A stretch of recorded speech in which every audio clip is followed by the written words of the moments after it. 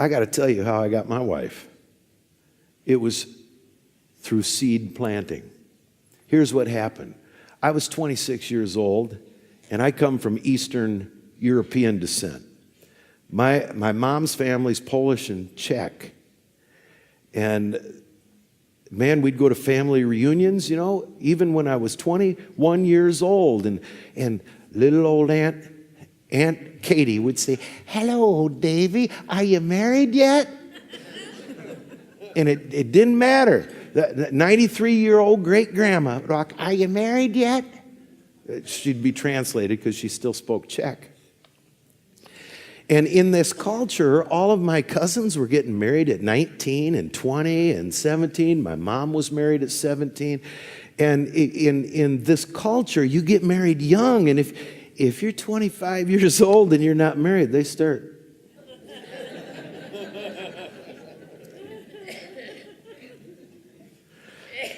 And so I felt a lot of pressure. And of course I wanted to, but I wanted God's will. And I was praying, "Lord, please give me the right wife." And then I'd go to church and I'd start, could that be the one? Could that be the one? And then you'd see one that you just wouldn't even want to spend 10 minutes with, let alone your life. And the devil says, "That's the one. Punishment for all your sins."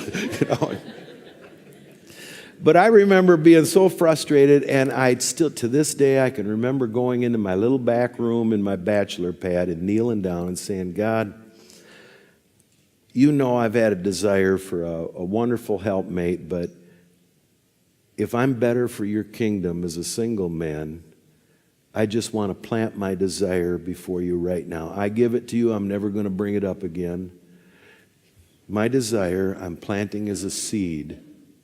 See, this is kingdom law. This is how the authentic operate. And I said, "Lord, I'll never bring it up to you again. Here's my seed.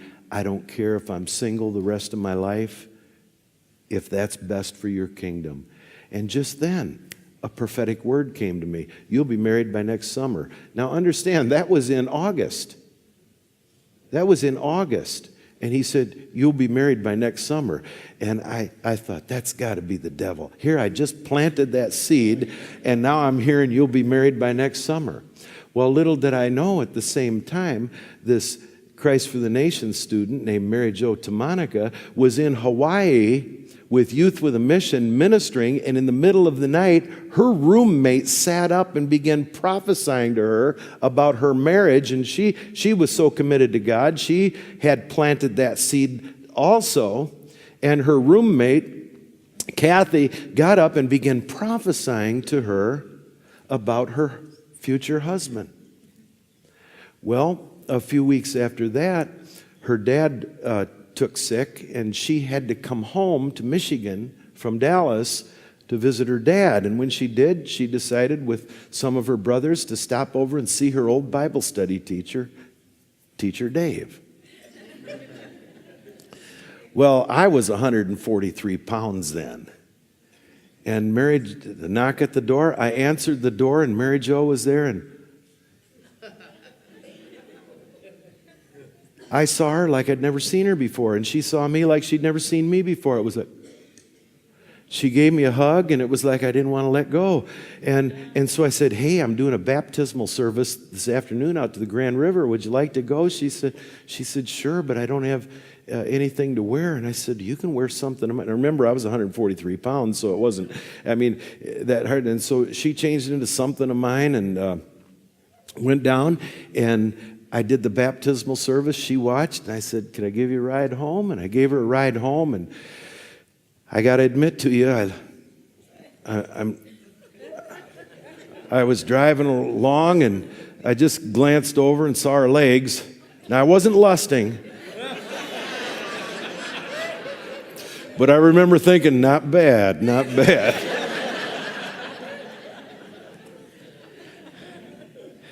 And so in December, after she graduated mid-year, we went out on a date, and she just hugged. It was good it was December because there was ice on the road, and she was hugging the right passenger side door, you know.